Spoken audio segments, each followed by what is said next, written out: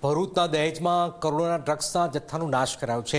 Deputy CM હર્ષસંઘવીની હાજરીમાં જ ડ્રગ્સના જથ્થાનો નાશ કરાયો છે। ડેપ્યુટી સીએમની હાજરીમાં 2212 કરોડના ડ્રગ્સનો નાશ કરાયો છે।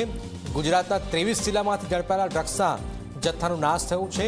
આપ જોઈ રહ્યા છો, એક વર્ષમાં પકડાયેલા ડ્રગ્સની 11.10 લાખ બોટલનો નિકાલ કરાયો છે। એક વર્ષમાં પકડાયેલા 14,447 કિલો ડ્રગ્સના જથ્થાનો નાશ કરાયો છે। ગુજરાતના 23 જિલ્લામાં ડ્રગ્સના 877 કેસ નોંધાયેલા છે।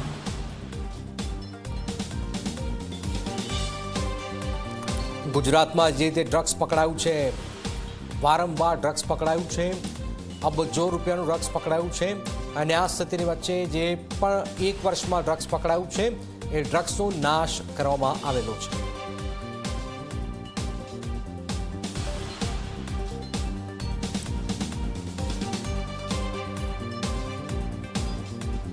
આજે ગુજરાત પોલીસ દ્વારા 2212 કરોડ રૂપિયાના કિંમતનો ડ્રગ્સનો ખાત્મો કરવામાં આવ્યો છે। ડ્રગ્સ સામે ચાલી રહી આ જંગ હજી વધુ મજબૂતાઈથી